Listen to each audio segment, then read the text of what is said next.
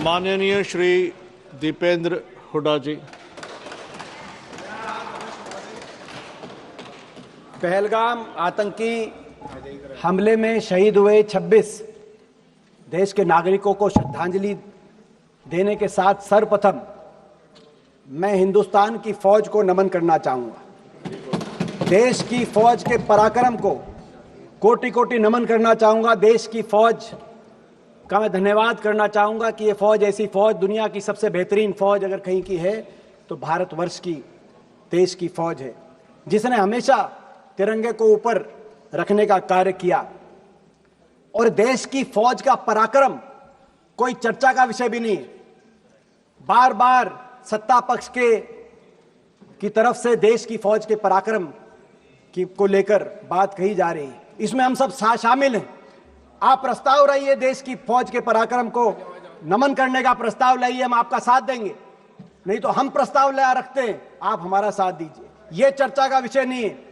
चर्चा का विषय यह है कि फौज ने तो अपना काम किया, लेकिन क्या सत्ता पक्ष में बैठे हुए नेताओं ने अपना काम किया कि नहीं किया, यह चर्चा का विषय है। चर्चा का विषय यह है कि सत्ता पक्ष की कार्यप्रणाली क्या रही ऑपरेशन सिंदूर के समय। और हमारा देश लोकतंत्र है, विपक्ष की जिम्मेदारी है। यदि सत्ता पक्ष अपनी जिम्मेदारी में कहीं कमी छोड़ता है तो विपक्ष की जिम्मेदारी है उस कमी को, उस खामी को देश के जनता के सामने रखे। यह हमारी जिम्मेदारी है इस प्रजातंत्र में। विपक्ष ने अपनी जिम्मेदारी उस समय निभाई जब पहलगाम पे आतंकी हमला हुआ, और हमने कहा कि हम आपके साथ हैं। हमने कहा कि दुश्मन को मुंह तोड़ जवाब दो, पूरा देश आपके साथ है, विपक्ष आपके साथ है। लेकिन आपने क्या किया? आपने सर्वदलीय बैठक रखी, लेकिन सर्वदलीय बैठकों में प्रधानमंत्री जी नहीं शामिल हो पाए। उनकी व्यवस्था दिखाई गई। अगर उन दिनों में उनकी व्यवस्था थी तो दिन बदले जा सकते थे, और अगर दिन में व्यवस्था थी तो रात के 12 बजे भी अगर आप सर्वदलीय बैठक रहते तो हमारे नेता, देश के विपक्ष के नेता सब आने के लिए तैयार थे। दुनिया में एक शक्ति प्रदर्शित होती भारत के लोकतंत्र की कि सब एक हैं, लेकिन आपने वो मौका चूक गए आप। उसके बाद बहरहाल ऑपरेशन सिंदूर में हमारी फौज ने अपना पराक्रम दिखाया, अपना लोहा मनवाया। और एक ऐसा समय आया 9 तारीख के बाद जब दुनिया ये मानने लगी कि हिंदुस्तान की फौज का अपर हैंड है, हम एडवांटेजियस पोजीशन में हैं, हम दुश्मन के गले के नजदीक हैं। लेकिन फिर 10 तारीख को यकायक सीज फायर। देश की भावना थी कि पाकिस्तान को मुंह तोड़ जवाब दिया जाए, निर्णायक जवाब दिया जाए, जैसा 1971 में पाकिस्तान के 2 टुकड़े करके दिखाया था। हमारी देश की फौज ने तत्कालीन प्रधानमंत्री जी इंदिरा जी के समय पाकिस्तान को ऐसा जवाब दिया जाए।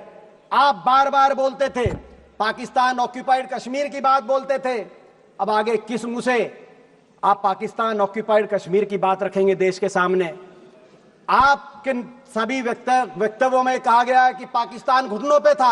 आप ही कह रहे हैं अगर पाकिस्तान घुटनों पे था तो सीज फायर जिसको आपने स्वीकृति दी, और आप कह रहे हैं कि हमने सीज फायर को माना, अगर पाकिस्तान घुटनों में था तो सीज फायर की क्या जस्टिफिकेशन है? मगर दुख तो तब हुआ, देश के दिल में दुख हुआ कि देश की जो भावनाएं थी उन भावनाओं पे विराम, युद्ध विराम, पाकिस्तान की ईंट से ईंट बजाने की भावनाओं पे विराम अमेरिका की एक ट्वीट ने आपके युद्ध विराम की घोषणा से पहले की। उसके बारे में मैं आऊंगा, लेकिन ये सीज फायर की क्या शर्तें थी देश के सामने आपको रखना चाहिए। मगर इन शर्तों के साथ साथ युद्ध विराम से पहले भी एक रणनीतिक चूक हुई। आज राजनाथ सिंह जी कह रहे थे कि कांग्रेस के समय यह रणनीतिक चूक हुई पाकिस्तान को लेकर। सबसे बड़ी रणनीतिक भूल उस समय हुई, आदरणीय विदेश मंत्री जी बैठे जब इन्होंने टेलीफोन करके कहा कि हम केवल आतंकी ठिकानों को निशाने पे ले रहे हैं, मगर हम किसी मिलिट्री या सिविलियन ठिकानों को निशाने पे नहीं ले रहे। जब ये कहा आपने स्वीकार किया, एक तरीके से क्लीन चिट दी पाकिस्तान की आर्मी और सरकार को, और अलग अलग दृष्टि से आपने देखा पाकिस्तान, जबकि आपके सारे स्पीकर्स कह रहे हैं, मान रहे हैं और देश मानता है, दुनिया को पता है कि पाकिस्तान की सरकार, पाकिस्तान की आर्मी और इन आतंकियों में कोई भेद नहीं किया जा सकता। ये एक हैं। मगर आपने स्वयं टेलीफोन करके अलग अलग दृष्टि से देखने का काम किया कि केवल हम आतंकी ठिकानों को, ये जो रणनीतिक भूल हुई है इतिहास में, हमेशा ये बात पाकिस्तान को एक आपने मौका दिया ये कहने के लिए। विदेश मंत्रालय की क्या भूमिका रहती है देश में? विदेश मंत्री का काम कोई स्कूल, कॉलेज या सड़क बनाना नहीं होता। विदेश मंत्रालय का काम होता है दुनिया में अपने दोस्त मुल्कों की संख्या को बढ़ाना। विदेश मंत्रालय की और विदेश नीति की आपकी सच्चाई 11 साल की तब सामने आई जब ये टकराव की स्थिति पैदा हुई। कितने देश आपके साथ आके खड़े हुए और कितने देशों ने खुल के पाकिस्तान का साथ दिया, दुनिया ने देखा। और ये बात कबूलनामा अभी मेरे मित्र जय पांडा भी कह रहे थे कि देशों की तरफ से पढ़ रहे थे कि उस देश ने आतंकी हमला का निंदा करी और उस देश ने निंदा करी। मैं पूछना चाहता हूं, एक देश का नाम बताओ जिसने आतंकी हमले की निंदा भी करी और यह भी कहा कि पाकिस्तान इसके पीछे है और हम पाकिस्तान की भी निंदा करते हैं। एक देश ने पाकिस्तान की निंदा नहीं करी। और दूसरी तरफ पाकिस्तान के साथ देने वालों की देशों में चीन, टर्की, अजरबैजान, मलेशिया जैसे देशों की, और आपके साथ एक ने भी बयान नहीं दिया। और यह बात आपको भी पता है, 11 साल की आपकी विदेश नीति, दुनिया में जो भ्रमण प्रधानमंत्री जी ने किया, विदेश मंत्री जी आपने किया, बाकी अधिकारियों ने किया, उसका सच तब सामने आया जब इस घटना के बाद आपको सांसदों पर अपना विश्वास व्यक्त करते हुए सांसदों के प्रतिनिधित्व मंडल भेजने पड़े। 11 साल से आप क्या कर रहे थे दुनिया में के चप्पे चप्पे में घूम के, जब आपको सांसदों पे आना पड़ा। दुख इस बात का, और आपकी विदेश नीति की दूसरी बड़ी कमी, बहुराष्ट्रीय संस्थाओं ने उस एक महीने में जिस तरीके से पाकिस्तान का साथ दिया और आप उसको रोकने में असफल साबित हुए। जिस तरीके से आईएमएफ ने 1 बिलियन का लोन, जब टकराव चल रहा था, शायद दुनिया के इतिहास में पहली बार हुआ होगा, आईएमएफ ने $1 बिलियन का लोन सैंक्शन किया, जिसका विरोध भी आपने किया, लेकिन आपके विरोध को आईएमएफ ने नहीं सुना। वर्ल्ड बैंक ने $40 बिलियन के निवेश का प्रस्ताव पारित किया, तो उसी महीने एडीबी ने उसी मई के महीने में $800 मिलियन का लोन पाकिस्तान के लिए स्वीकृत किया। दूसरी तरफ यूनाइटेड नेशंस सिक्योरिटी काउंसिल के अंदर पाकिस्तान को काउंटर टेररिज्म ग्रुप का को चेयरमैन बनाया गया, डकैत के हाथ को थानेदार बनाया गया, आप रोक नहीं पाए। और FATF financial action task force, जिसमें 2011 में पाकिस्तान को ब्लैक लिस्ट किया गया था, FATF में ग्रे लिस्ट में डाला गया था 2011 में यूपीए सरकार के समय, और 2022 में उसको FATF से ग्रे लिस्ट और ब्लैक लिस्ट से पाकिस्तान को बाहर निकला, लेकिन आप उसको रोक नहीं पाए। आपकी विदेश नीति में कमी, दूसरी कमी वहां है जब दुनिया के मुल्कों ने, अमेरिका और रूस जैसे मुल्कों ने भी हिंदुस्तान और पाकिस्तान को बराबर तोल दिया। ये कैसे संभव है? हम इसको कैसे मान सकते हैं? एक मुल्क आतंकवाद को पोषित करने वाला मुल्क है और दूसरा मुल्क आतंकवाद से पीड़ित मुल्क है। हम अंतर्राष्ट्रीय ऑर्डर की लड़ाई लड़ रहे हैं, लेकिन आपने देखा बार बार सभी मुल्कों ने बराबर तोल दिया। आपकी विदेश नीति की तीसरी बड़ी असफलता अमेरिका को लेकर है। यह वही अमेरिका है, हमारे इतिहास में समय समय पर अमेरिका को जब आंख दिखाने की बात आई तो हमने आंख भी दिखाई, और जब हाथ मिलाने की और मधुर संबंधों की बात आई तो पिछले 2 दशकों में अमेरिका से संबंधों में सुधार भी हुआ। हमने उतार चढ़ाव अमेरिका से संबंधों में देखा है। 1971 में जब अमेरिका ने आंख दिखाई थी कि आप बांग्लादेश के अंदर अपनी फौज मत भेजिए, तो इंदिरा जी ने मुंह तोड़ जवाब दिया था और बांग्लादेश के अंदर हमारी फौज गई थी। आंख दिखाई हमने। परमाणु परीक्षण की जब बात आई तो चाहे इंदिरा जी के समय परमाणु परीक्षण हुआ हो, चाहे अटल जी के समय परमाणु परीक्षण हुआ हो, अमेरिका ने जब रोकने की कोशिश करी तो हिंदुस्तान ने आंख दिखाई और अमेरिका के दबाव को नहीं माना। ये वही अमेरिका है। लेकिन जब अमेरिका से हाथ मिलाने की बात आई, सपोर्ट की बात कर रहे थे, सपोर्ट का लेटर्स पढ़ रहे थे जय पांडा भी मौजूद थे जब राष्ट्रपति ओबामा आए थे।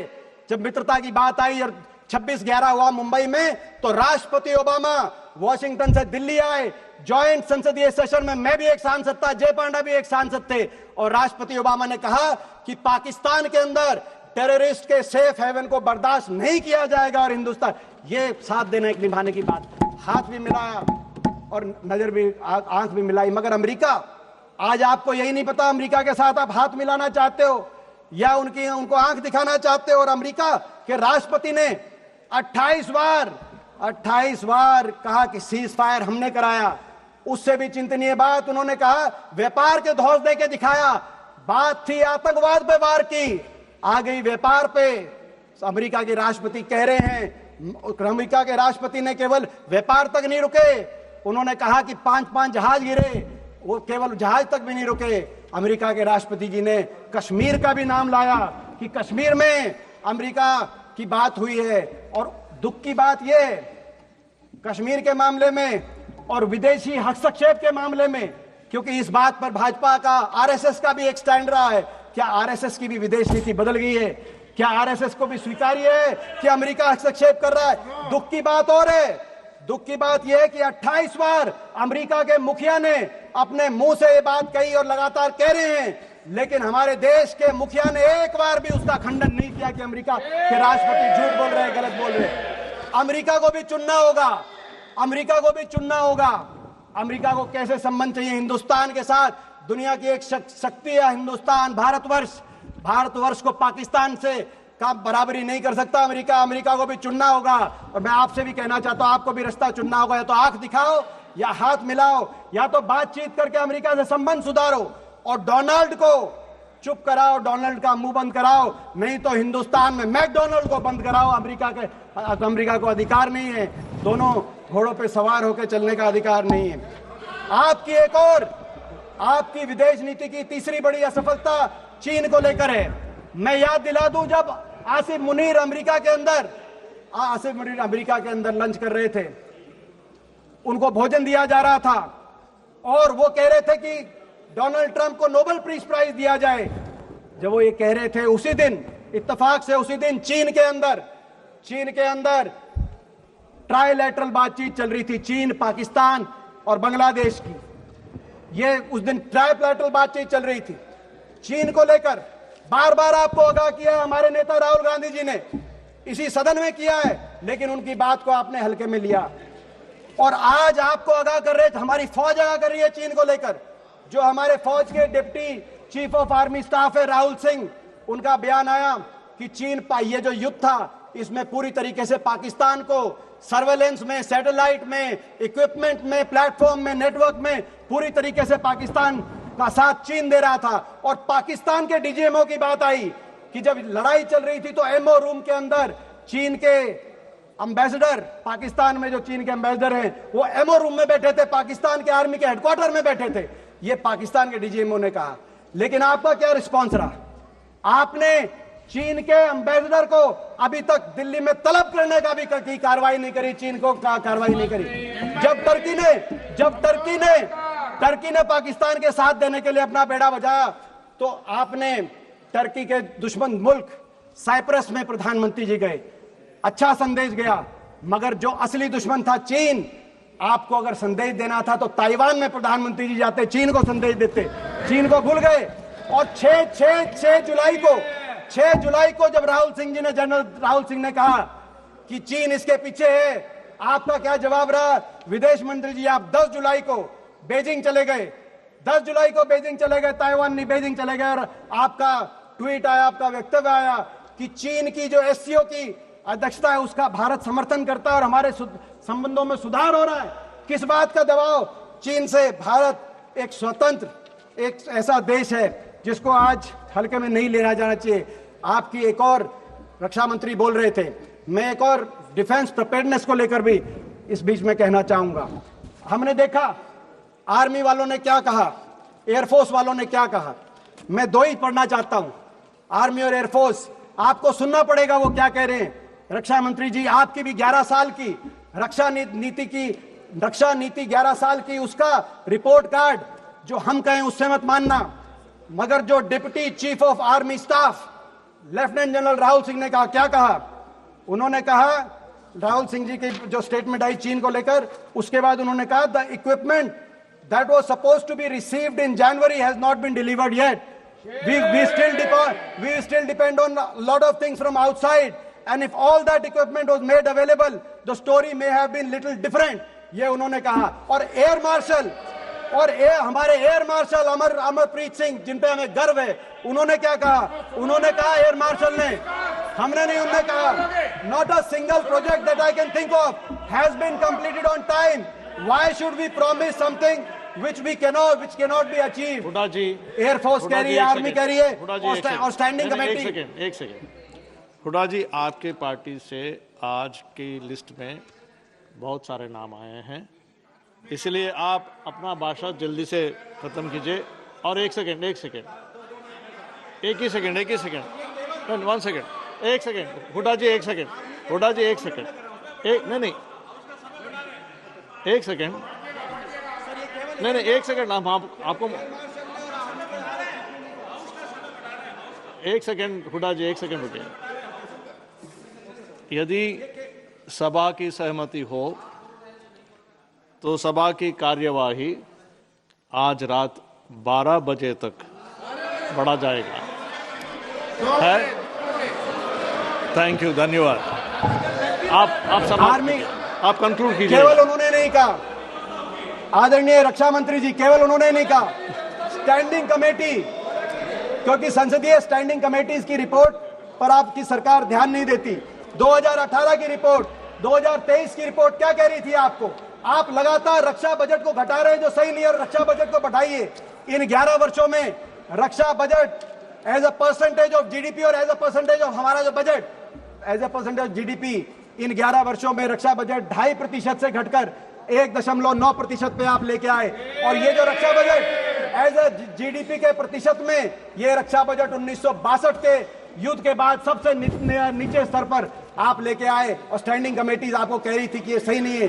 रक्षा बजट आपने कम किया. अग्निवीर जैसी योजनाएं आपने लेके आए, जिसने फौज, देश की फौज पे जिसमें हमें गर्व था, उसका हमारा मानना है कि वो फौज के लिए सही नहीं थी. लेकिन उससे भी एक और दुर्भाग्यपूर्ण बात यह है कि रक्षा बजट में एयरफोर्स मॉडर्नाइजेशन के बजट में भी आपने कटौती करने का काम किया. जो राहुल जी, हमारे नेता, बार बार जिस बात को लेकर आपको आगाह कर रहे हैं, आज हमारे देश में 60 स्क्वाड्रन की जरूरत है. 60 स्क्वाड्रन की, जो एयर मार्शल बोल रहे हैं, 41 स्क्वाड्रन, 41.1 स्क्वाड्रन यूपीए के समय, हमारे समय मंजूर हुए थे 2011 में, मगर धरातल पे केवल 31 स्क्वाड्रन आज एयरफोर्स के हैं. और इन 31 स्क्वाड्रन में से भी कई स्क्वाड्रन ऐसे हैं जिसमें जैगुआर जैसे जहाज हैं. ये वही जैगुआर है जो पिछले 6 महीने में 3 जैगुआर जहाजों का क्रैश हुआ, जिसमें 2 हरियाणा के हमारे पायलट थे, जिनको अपनी शहादत देनी पड़ी. जैगुआर के साथ जी. सभापति महोदय, आपने इतने महत्वपूर्ण विषय पर बोलने का अवसर दिया. विशेष रूप से आभार व्यक्त करेंगे हमारे पार्टी के राष्ट्रीय अध्यक्ष. Madam, one second. अध्यक्ष जी, मेरी यही मांग है कि हमारी आज हमारा सुझाव माने तो ये माने कि हमारी फौज को, हमारी एयरफोर्स को आधुनिकता से लैस किया जाए, बजट को बढ़ाया जाए. जो आज हमारी एयरफोर्स के अंदर जिस तरीके से मजबूती, आज 2 फ्रंट 3 फ्रंट वॉर की बात चल रही है. आज पाकिस्तान 82% अपने हथियार चीन से ले रहा है, तो बांग्लादेश 71% अपने हथियार चीन से ले रहा है. ऐसे में नेटवर्क, प्लेटफॉर्म हर तरीके से आधुनिकता से लैस किया जाए. अब वो ऑपरेशन सिंदूर आप कह रहे जारी है, क्रिकेट जारी मत करो ऑपरेशन सिंदूर के साथ. और करना है तो हमारी देश की फौज को मजबूत करने का आप काम करिए, हम साथ देंगे. धन्यवाद.